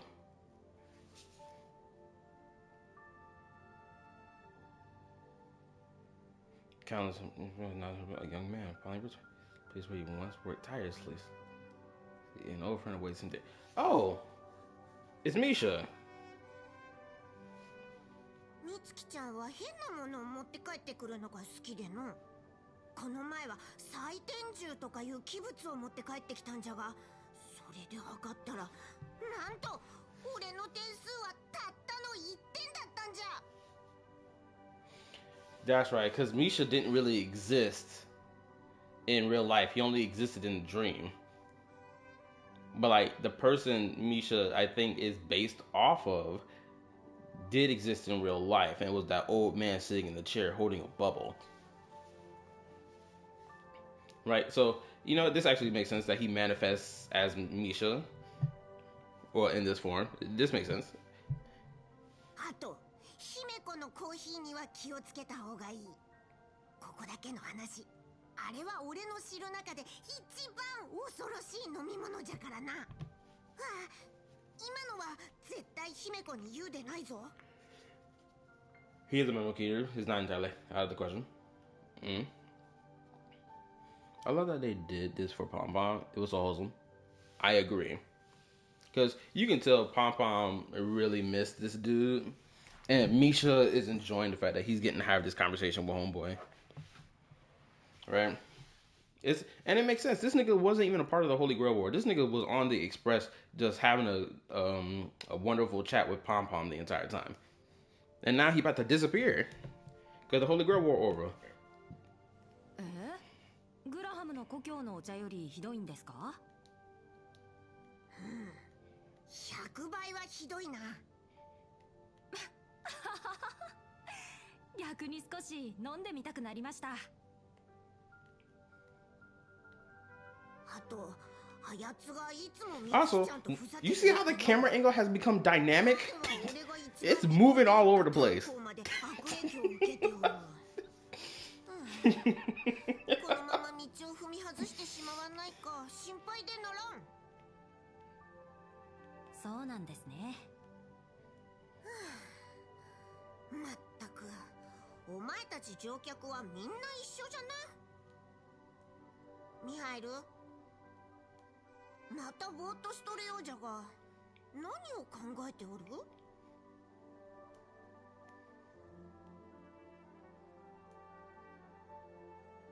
？Hope he realized it.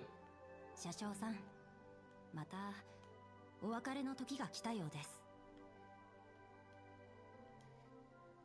そっか。また戻ってきてくれるか？はい、機会があれば。でも今日聞いた話だと、あれからまた僕みたいな人たちがたくさん列車に乗ったんですよね。本当によかった。七死人は列車に乗ってまた降りていく。ある七死人は帰るべき場所を見つけ、ある七死人はレールのように前へと進み続ける。I didn't even know his eye, the pupils in his eyes were like in the shape of keyholes. I did not know that. 車掌さんが寂しい思いをすることはないでしょう。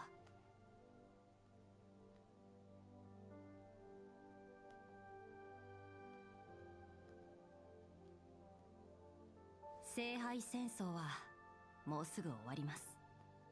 さまよう魂も眠りにつく時間です。僕もそろそろピノコニーに戻らないと。ミハイル、覚えておいてくれ。列車から離れてもここは永遠に七死人の家じゃ。俺はずっとここにおる。いつでもお前らを歓迎するぞ。はい、では約束です、車掌さん。次にピノコニーに停車するときは僕のため、ラザリナのため、ティエルナンのために汽笛を鳴らしてください。聞こえたら必ず会いに行きますから。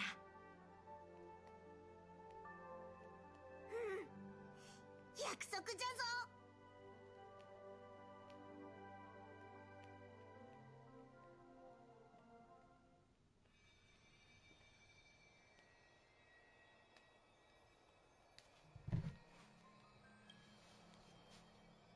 願い事は口に出したら叶わないって言うしな。あなたらしいわね。とにかくオーディさんが盛大に開いた第1回聖杯戦争はそれが最後になったの。でもミスター・レックとドクター・エドワードの協力で制作された夢の泡の映画はイプシロンで大ヒットしただけでなく、宇宙で再び夢追いブームを巻き起こしたの。オーディさんと Bro, the IPC keep winning no matter what. I would love to see the IPC get.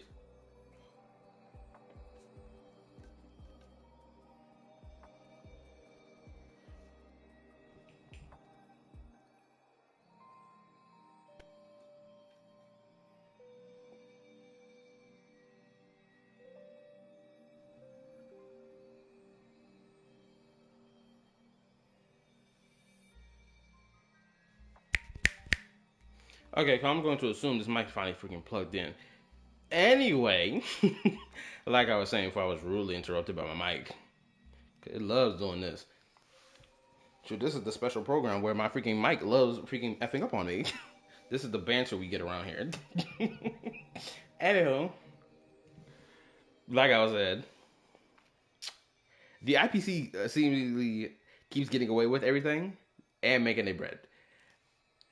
I am genuinely curious. I can't wait till we genuinely go to a place where it's either the IPC's main branch or operation, and like see that thing goes through crisis. Like, oh, someone's trying to destroy the IPC as a whole, destroy everything. Da da da da da.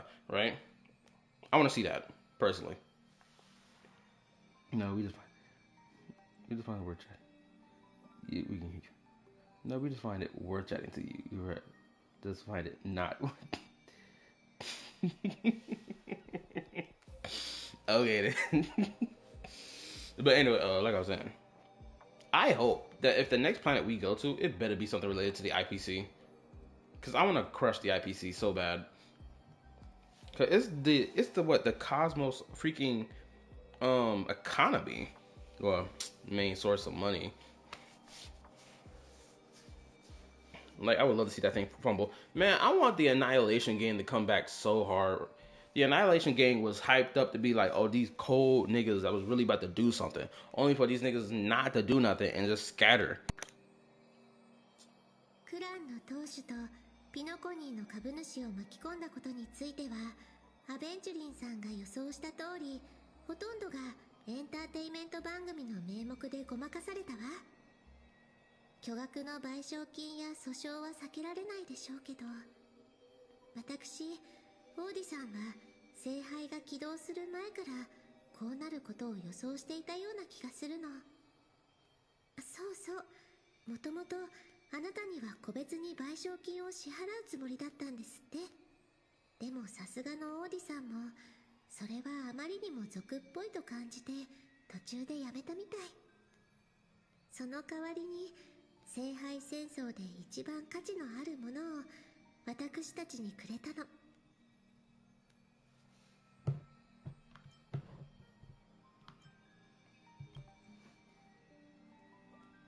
あら？聖杯の中に何か入っているわ。あなた宛てのメモみたいね。皆さん忙しそうなので、フックお嬢さんを連れて先に帰りますね。掘り出し物を買い取ってくれた王子さんに感謝を。おかげで自由気ままな旅に出る資金が手に入りました。 What? ところでこの散歩なら This nigga sample, I swear. あなたは気になりませんか？そうだと思っていました。やっぱりお兄さんはこの散歩のことが気になる。 Watch this nigga say, oh, it's a secret. 実は観客の皆さんもあなたのその答えを待っていたんですよ。皆さん、今回の番組はこれで終わりですが、もし本当に願いを叶えてくれるアイテムがあったとしたら、僕は世界中の人々が自由に生き、幸せで楽しい毎日を送り、自分の望みを叶えられることを願いましょう。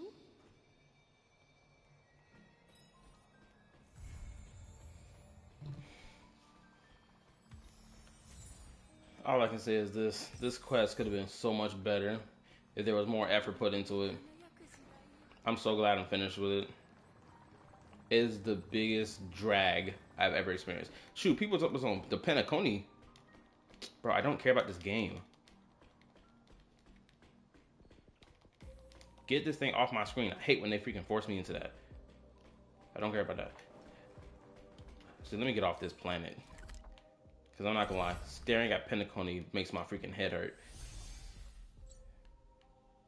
Let me go here.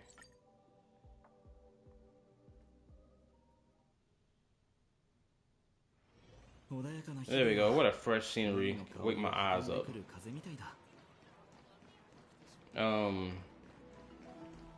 Yeah, that quest was like the biggest load of drag I've ever experienced in this game.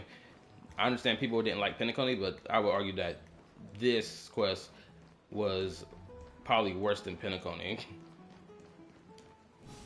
Granted, I know that's a bold claim to make, but that's what it feels like to me.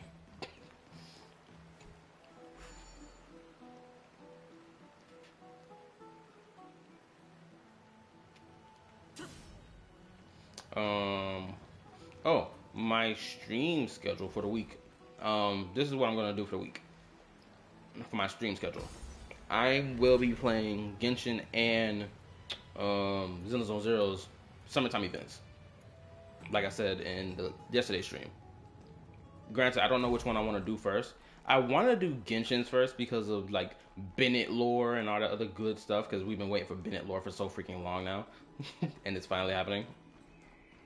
Unfortunately, I can't say it's really unfortunate. It is kind of unfortunate because I was scrolling through YouTube, and then I guess someone had posted a video about the things related to the March of Ari or whatever.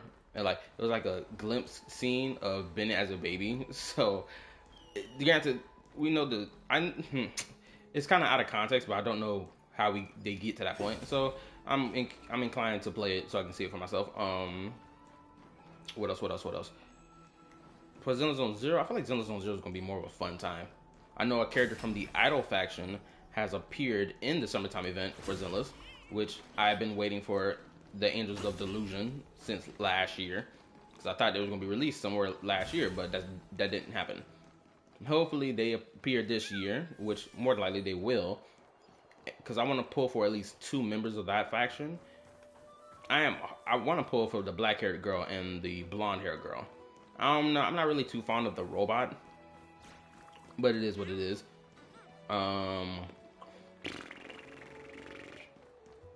What else can I say? The video I'm working on, touching on disingenuous comparisons that I've seen be made between Genshin and Wuwa. I'm still working on the video. I am literally probably like 3 paragraphs from finishing the script, or I got 3 more sections to touch on, and then I'll be done with the video, calling out this CC for disingenuous comparisons and pushing them as factual.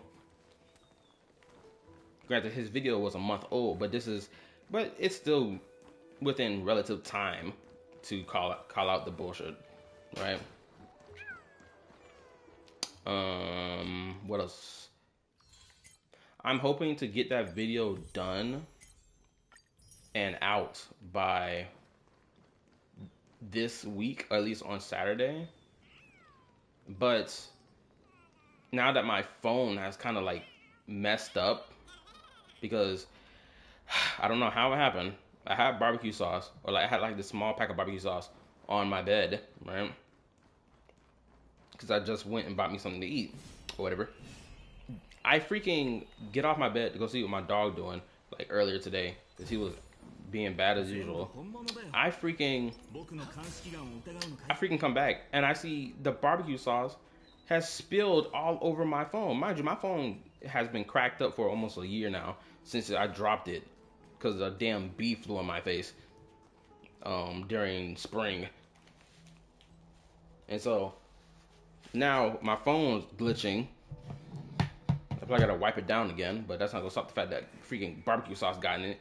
So I may have to push that video back till next week, the week after next week, or how can I say this?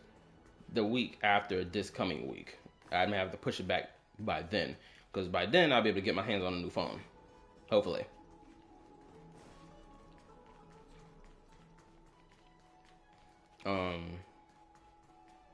What else? What else is there to talk about? Fate Samurai Remnant. I gotta figure out where I want to fit that into my playthrough schedule. Cause like Fate Samurai Remnant is a complete game, right? I do not need to wait days until like the month ends in order to have content to play. I can legitimately just play it all week long. So I'm thinking that if once I finish the content that's available to play, and at least the main story content at least, right? If I finish that, then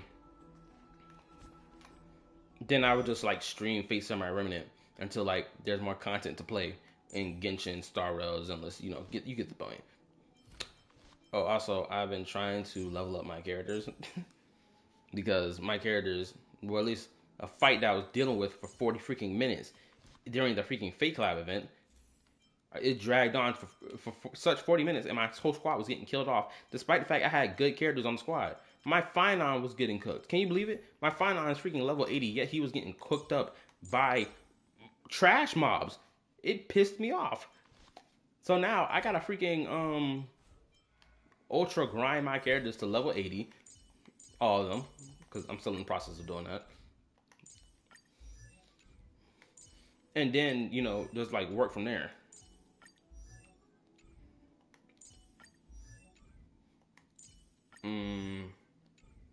I don't know what else I could yap about right now.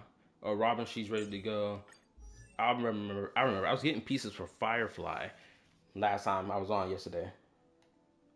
Do I want to grind right now on stream? Because like I already reached the end of the story. I mean, I can stream now because I gotta. Yeah, that's right. I gotta make 2 summertime event thumbnails for Zenless and Genshin. I'm thinking I maybe just use like the image that they use for it. Just slap, summertime event, boom, on the image and call it a day. I might just do that instead of making it like my own unique thumbnail.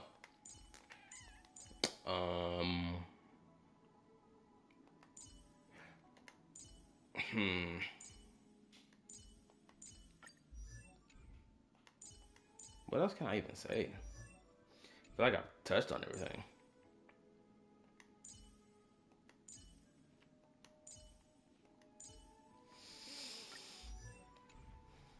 Wait, what? Anyway,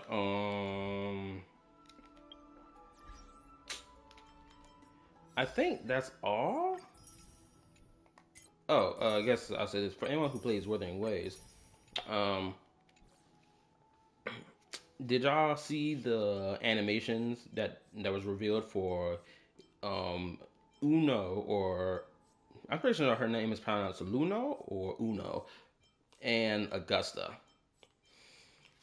What sucks is that both of them are 5-star characters, and realistically, they're both gonna be on probably the second half. One's gonna be in the first half, one's gonna be in the second half. And what's crazy is I skipped for Lova, but I don't have enough pulls to guarantee that I would even get Homegirl. Either one of them, actually. But I have this sneaking suspicion that they're going to put status effects on either one of those characters. I keep having this suspicion, and granted, Forlova didn't have any Havoc stacks stuff about her, which is fine. But I still got my ears to the wall thinking that that's going to happen. You know what? I think that's all. Yep. Oh, it's 2 hours. I reached the full 2 hour mark. So, now that I reached it, I'll say this. I appreciate everyone who came to watch the stream, even if it's for a little bit. I appreciate that you give it a like to the stream, a like for the stream button. Oh, I can't talk. Put a like on the stream. I appreciate if you did. I'm gonna stream from Tuesday to Friday, hopefully. That's if my job doesn't wear me the F out.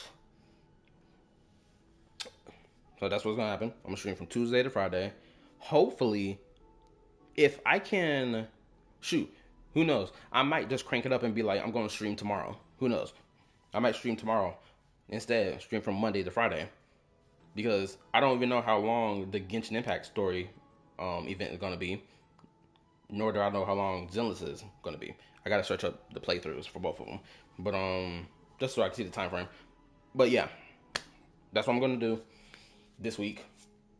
So if I stream Monday, or technically later today, if I stream, just know that's when I'm gonna start my stream process. If I don't, then it's Tuesday. So thank you for watching. Good night. Bye. Peace. All that dandy stuff. And I'll see y'all later. Bye. Hold on, where's this button at? 2 hours and 7 minutes. Awesome.